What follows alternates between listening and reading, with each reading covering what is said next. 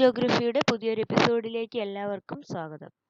UGC net paper 1-ലെ higher education എന്ന യൂണിറ്റിലെ 10ാമത്തെ മോക്ക് ടെസ്റ്റ് ആണ് ഇന്നത്തേത്. അപ്പോൾ ചോദ്യങ്ങളിലേക്ക് പോകാം. First one, as per the 2011 census about what percent of Indians graduate? 2011 census അനുസരിച്ച് ഇന്ത്യൻ പോപ്പുലേഷന്റെ എത്ര പെർസെൻറ്റേജ് ആണ് ഗ്രാജുവേറ്റ് ആയിട്ട് ഉള്ളത്?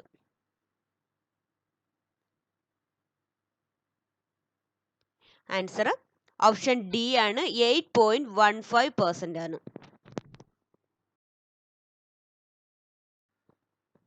Second one, the constitution of India provides right to establish educational institutions of their choice by all minorities as per.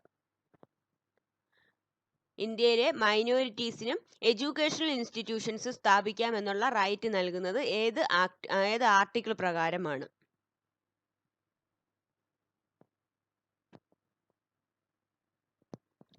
Article 30A മൈനോറിറ്റീസിന് educational institutions സ്ഥാപിക്കാമെന്നുള്ള right നൽകുന്നത്. Answer option A, article 30A. Third one, which of the following 5-year plans of India has given special emphasise on education and man power? ഇന്ത്യയിലെ ഏത് 5-year പ്ലാനാണ് education and man power എന്നുള്ളതിന് കൂടുതലായിട്ട് importance കൊടുത്തത്? ഇപ്പോൾ 5-year plans എന്നുള്ള questions ഇനി വരാൻ ചാൻസ് വളരെ കുറവാണ്, എന്നാലും മുന്നേ ചോദിച്ചിട്ടുള്ള ഒരു ക്വസ്റ്റ്യൻ ആണിത്. ആൻസർ ഓപ്ഷൻ ബി ആണ്. 4th 5-year പ്ലാനിലാണ് എഡ്യൂക്കേഷൻ ആൻഡ് മാൻ പവർ എന്നുള്ളതിന് സ്പെഷ്യൽ എംഫസൈസ് കൊടുത്തിട്ടുള്ളത്. Fourth, which of the following forms a necessary component of conventional education system in India? Convention ആയിട്ടുള്ള, അതായത് പണ്ട് കാലത്ത് നിലനിന്നിരുന്ന ആ ഒരു എഡ്യൂക്കേഷണൽ സിസ്റ്റത്തിന്റെ നെസസറി കമ്പണന്റ് ഏതാണ്? Learning from book, learning from thinking, learning from the teacher, learning through the instructional material.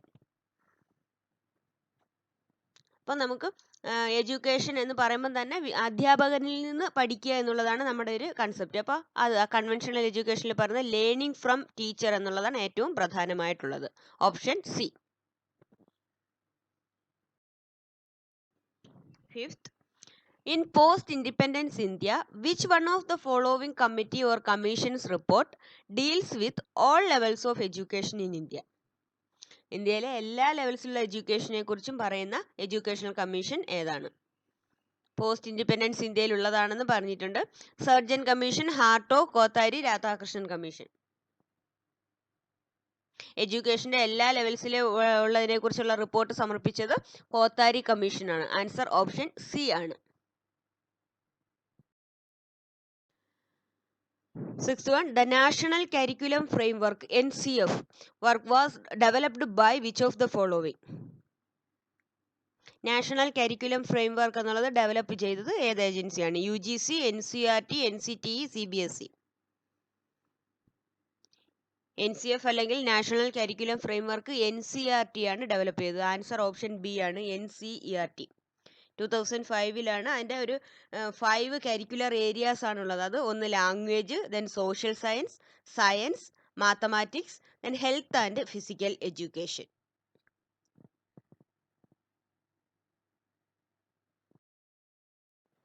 Next one, which of the following indicate the pillars of learning contained in the UNESCO report 1996, Learning the Treasure Within? 1996 UNESCO റിപ്പോർട്ടിൽ learning the treasure within എന്നുള്ള ആ ഒരു റിപ്പോർട്ടിലുള്ള pillars of learning ഏതൊക്കെയാണ്? താഴെ പറയുന്നതിൽ ഏതൊക്കെയാണ്? യുനെസ്കോയുടെ pillars of learning പറഞ്ഞാൽ ലേണിംഗ് ടു നോ ഉണ്ട്, learning to be, learning to learn, learning to live together. ഇത്രയുമാണ്. ലേണിംഗ് ടു അണ്ടർസ്റ്റാൻഡ് വരുന്നില്ല. അപ്പോൾ പില്ലേഴ്സിൽ വരുന്നത് learning to know, learning to be, learning to learn, learning to live together ആണ്. 1, 2, 3 and 5. Option D. Learning to understand വരുന്നില്ല. Next, according to the National Education Policy 2020, the Union Cabinet has also approved the renaming of which ministry as the Ministry of Education? National education policy 2020 അനുസരിച്ച് ഏത് മിനിസ്ട്രിയാണ് ministry of education എന്ന് union cabinet rename ചെയ്തത്?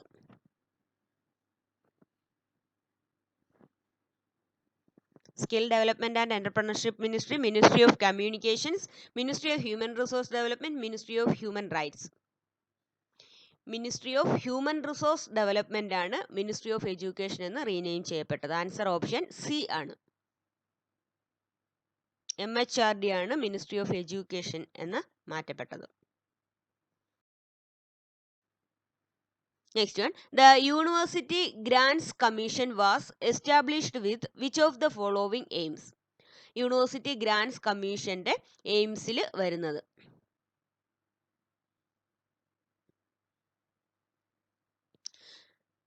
ഒന്നാമത് promotion, research promotion എന്നുള്ളത് UGCയുടെ ഏറ്റവും പ്രധാനപ്പെട്ട എയിമാണ്. അപ്പോൾ ഒന്നാമത്തെ promotion of research and development in higher education വരുന്നുണ്ട്. Then identifying and sustaining institutions of potential learning. അപ്പോൾ ഇൻസ്റ്റിറ്റ്യൂഷൻസിനെ ഐഡന്റിഫൈ ചെയ്ത് അതിൻ്റെ ഡെവലപ്മെന്റിന് സഹായിക്കുക എന്നുള്ളത് വരുന്നുണ്ട്. Then capacity building of teachers UGCയുടെ എയിമിൽ വരുന്നതാണ്. പിന്നെ നാലാമത് പറഞ്ഞ providing autonomy to each and every higher education institutions in India. എല്ലാ ഹയർ എഡ്യൂക്കേഷൻസിനും ഓട്ടോണമി പ്രൊവൈഡ് ചെയ്യുക എന്നുള്ളത് UGCയുടെ എയിമിൽ വരുന്നില്ല. അപ്പോൾ 1, 2 and 3 ആണ് എയിംസിൽ വരുന്നത്. അപ്പോൾ ആൻസർ ഓപ്ഷൻ സി ആണ്. പ്രൊമോഷൻ ഓഫ് റിസർച്ച്, ദെൻ ഇൻസ്റ്റിറ്റ്യൂഷൻസിനെ പൊട്ടൻഷ്യൽ ലേണിംഗിനെ ഐഡന്റിഫൈ ചെയ്യുക എന്നുള്ളത്, കപ്പാസിറ്റി ബിൽഡിംഗ് ഓഫ് ടീച്ചേഴ്സ്. 10ാമത്തെ question, which of the following are the demerits of globalisation of higher education? Higher എഡ്യൂക്കേഷന്റെ ആഗോളവൽക്കരണത്തിന്റെ ഡീമെറിറ്റ്സ് ഏതൊക്കെയാണ്? ഫസ്റ്റ് വരുന്ന എക്സ്പോഷർ ടു ഗ്ലോബൽ കരിക്കുലം. ഒരു ആഗോള കരിക്കുലത്തിലേക്ക് നമുക്ക് അതുമായിട്ടൊരു സമ്പർക്കം ഉണ്ടാകുമെന്നുള്ളത് അതൊരിക്കലും ഒരു ഡീമെറിറ്റ് അല്ല. അപ്പോൾ ഒന്നാമത്തത് ഡീമെറിറ്റ് വലിയ വരുന്നില്ല. Then promotion of elitism in education. അപ്പോൾ ഒരു ഹയർ എഡ്യൂക്കേഷൻ ഒരു ഗ്ലോബലൈസേഷനിലോട്ട് മാറുകയാണെങ്കിൽ തീർച്ചയായും ഒരു കോസ്റ്റ് ഓഫ് എഡ്യൂക്കേഷൻ വർദ്ധിക്കും. അങ്ങനെയാകുമ്പോൾ കുറച്ച് ആളുകൾക്ക് അത് അഫോർഡ് ചെയ്യാൻ പാടായിരിക്കും. അപ്പോൾ കുറേ ആളുകൾ ഒരു ശ്രേഷ്ഠ വിഭാഗം ഉണ്ടാകുന്നു, ഒരു എലിറ്റിസം അവിടെ രൂപപ്പെടുകയാണ്. കുറച്ച് ആളുകൾ ഹയർ എഡ്യൂക്കേഷനിൽ നേടുന്നു, അത് കുറച്ച് ആളുകൾ മാറപ്പെടുന്നു. അപ്പോൾ അവരുടെ ഒരു ഡിവിഷൻ വരികയാണ്. അപ്പോൾ promotion of elitism in education എന്ന് പറയുന്നത് തീർച്ചയായും ഒരു ഗ്ലോബലൈസേഷൻ ഓഫ് എഡ്യൂക്കേഷൻ്റെ ഡീമെറിറ്റ് തന്നെ ആണ്. രണ്ടാമത്തത്. ദെൻ മൂന്നാമത് പറഞ്ഞ commodification of higher education. Higher education ഒരു ചരക്ക് മാത്രമായിട്ട് മാറും. അപ്പോൾ മൂന്നാമത് പറയുന്നത് ഡീമെറിറ്റ് ആണ്. Then increase the cost of education. Cost of education വർദ്ധിക്കും എന്നുള്ളത് അതും ഡീമെറിറ്റ് ആണ്. അപ്പോൾ 2, 3, 4 എന്നുള്ളതാണ് ആൻസർ. Option C. അപ്പോൾ ഇത് 10ാമത്തെ മോക്ക് ടെസ്റ്റ് ആണ്. അപ്പോൾ കുറച്ച് ഇമ്പോർട്ടൻ്റ് ആയിട്ടുള്ള ക്വസ്റ്റ്യൻസ് കൂടി ഉൾപ്പെടുത്തുകയാണ്. 15 ക്വസ്റ്റ്യൻസ് ആണ് ഇന്നത്തെ മോക്ക് ടെസ്റ്റിലുള്ളത്. അപ്പോൾ 11ാമത്തെ question, which of the following are the objectives of Rashtriya Uchchatar ശിക്ഷ അഭിയാൻ? രാഷ്ട്രീയ ഉച്ചതാർ ശിക്ഷ അഭിയാന്റെ ഒബ്ജക്റ്റീവ്സിൽ വരുന്നത് ഏതൊക്കെയാണ്? റൂസ ഫുൾ ഫോം നോക്കിയുള്ള രാഷ്ട്രീയ Uchchatar Shiksha അഭിയാനാണ്.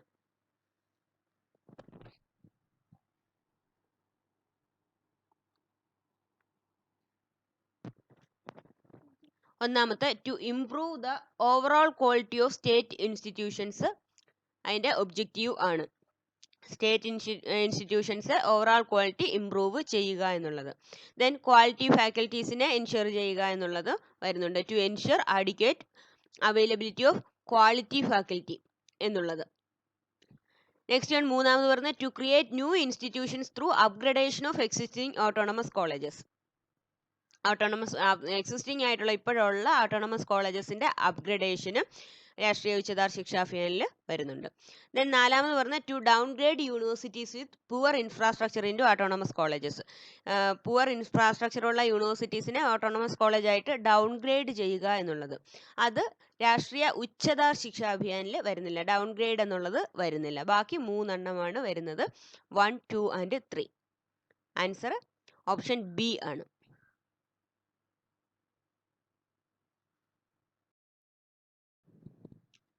Next one, the grounds on which discrimination in admission to educational institutions is constitutionally prohibited.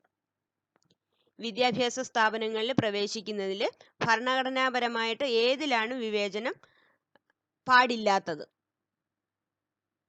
താഴെപ്പറഞ്ഞതിൽ ഒരു കുട്ടി അഡ്മിഷന് ചെല്ലുമ്പോൾ അതിൻ്റെ റിലീജിയൻ ബേസിലോ അല്ലെങ്കിൽ സെക്സ് അനുസരിച്ചോ പ്ലേസ് ഓഫ് ബർത്ത് അനുസരിച്ചോ നമുക്കൊരിക്കലും അവർക്ക് അവിടെ അഡ്മിഷൻ നൽകാനോ നൽകാതിരിക്കാനോ കഴിയുകയില്ല. ദെൻ നാഷണാലിറ്റി, ചില ഇൻസ്റ്റിറ്റ്യൂഷൻസിൽ ഇന്ത്യൻ നാഷണാലിറ്റീസിന് മാത്രമേ പ്രവേശനം നൽകൂ, അങ്ങനെയൊക്കെ ഉണ്ട്. അപ്പോൾ നാഷണാലിറ്റി ഒരു കാരണമല്ല, but religion, sex, place of birth ഇവ അനുസരിച്ച് ഒരിക്കലും ഒരു ഡിസ്ക്രിമിനേഷൻ പാടില്ല. ആൻസർ ഓപ്ഷൻ ബി ആണ്. 1, 2 ആൻഡ് 3 ആണ്. Next, which of the following are the goals of higher education in India? ഇന്ത്യയിലെ ഹയർ എഡ്യൂക്കേഷൻ്റെ ഗോൾസ് ഏതൊക്കെയാണ്? Access, equity, quality and excellence, relevance, value based education, compulsory and free education. അപ്പോൾ ഇന്ത്യയിൽ school level എഡ്യൂക്കേഷനിലാണ് compulsory and free education പറയുന്നത്. Higher എഡ്യൂക്കേഷനിൽ compulsory free education പറയുന്നില്ല. Then goals access, then equity, quality and excellence, relevance, value based education ഇതെല്ലാം വരുന്നുണ്ട്. അപ്പോൾ 1 to 5 ആണ് ഹയർ എഡ്യൂക്കേഷൻ ഗോൾസിൽ വരുന്നത്. Answer option C.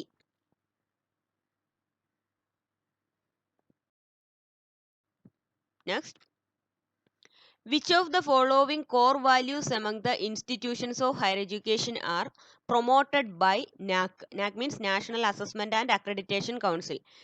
കോളേജസിനും ഇൻസ്റ്റിറ്റ്യൂഷൻസിനും ഒക്കെ അക്രഡിറ്റേഷൻ നൽകുന്ന സ്ഥാപനമാണ് നാക്ക്. അപ്പോൾ ഏതൊക്കെ ഹയർ എഡ്യൂക്കേഷനിലെ ഏതൊക്കെ കോർ വാല്യൂസ് ആണ് നാക്ക് പ്രൊമോട്ട് ചെയ്യുന്നത്? അപ്പോൾ national development, contributing to national development എന്നുള്ളത് തീർച്ചയായും പ്രൊമോട്ട് ചെയ്യുന്നതിൽ വരുന്നു. Then fostering global competencies among students, then inculcating a value system among students and teachers, കുട്ടികൾക്കും അധ്യാപകർക്കും ഇടയിൽ ഒരു വാല്യൂ സിസ്റ്റം ഇൻകൾക്കേറ്റ് ചെയ്യുക എന്നുള്ളത് വരുന്നുണ്ട്. Then promotion the optimum utilisation of ഇൻഫ്രാസ്ട്രക്ചറിൻ്റെ ഒപ്റ്റിമം യൂട്ടിലൈസേഷൻ നാക്ക് അക്രഡിറ്റേഷനിൽ വരുന്നത് അല്ല. അപ്പോൾ നാലാമത്തേനെ ഒഴിവാക്കാം. 1, 2 ആൻഡ് 3 ആണ് ആൻസറിൽ വരുന്നത്. Option B.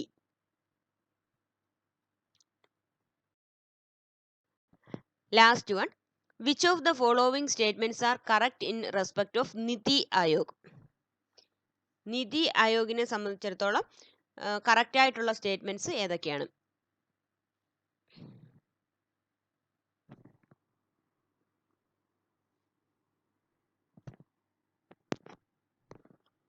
നിതി ആയോഗ് ഒരു കോൺസ്റ്റിറ്റ്യൂഷണൽ ബോഡി അല്ല. അപ്പോൾ ഒന്നാമത്തേനെ നമുക്ക് ഒഴിവാക്കാം. Then it is A statutory body. NITI Aayog ഒരു സ്റ്റാറ്റ്യൂട്ടറി ബോഡിയും അല്ല. Then it is neither A constitutional nor A statutory body. അത് കറക്റ്റ് സ്റ്റേറ്റ്മെന്റ് ആണ്. It is neither A constitutional body nor A statutory. Then it is a think tank എന്ന് പറയുന്നത്. ഇതൊരു think tank തന്നെയാണ്. കുറേ എക്സ്പേർട്സിൻ്റെ ഒരു ഗ്രൂപ്പ് തന്നെയാണ്. അത് എന്തെങ്കിലും പ്രോബ്ലംസോ ഒക്കെ വരുമ്പോൾ ഐഡിയാസൊക്കെ നൽകുക എന്നുള്ളതാണ് തിങ്ക് ടാങ്ക് എന്ന് പറയുന്നത്. അപ്പോൾ നാലാമത്തതും കറക്റ്റാണ്. 3 and 4 ആണ് correct statements. Neither constitutional nor statutory body, it is a think tank എന്നുള്ളത്. ഗവൺമെൻറ് ഓഫ് ഇന്ത്യയാണ് എസ്റ്റാബ്ലിഷ് ചെയ്തത് to achieve sustainable development goals എന്നുള്ളതാണ് അതിൻ്റെ ലക്ഷ്യത്തിലും വരുന്നത്. അപ്പോൾ 15 ക്വസ്റ്റ്യൻസ് പൂർത്തിയായി. നിങ്ങൾക്ക് ഉപകാരപ്പെട്ടു എന്ന് വിശ്വസിക്കട്ടെ. ഉപകാരപ്പെട്ടെങ്കിൽ നിങ്ങളുടെ ഫ്രണ്ട്സിന് കൂടി ഷെയർ ചെയ്ത് കൊടുക്കാൻ മറക്കണ്ട. അപ്പോൾ മറ്റൊരു വീഡിയോയുമായി നമുക്ക് വീണ്ടും കാണാം. Thanks for watching friends.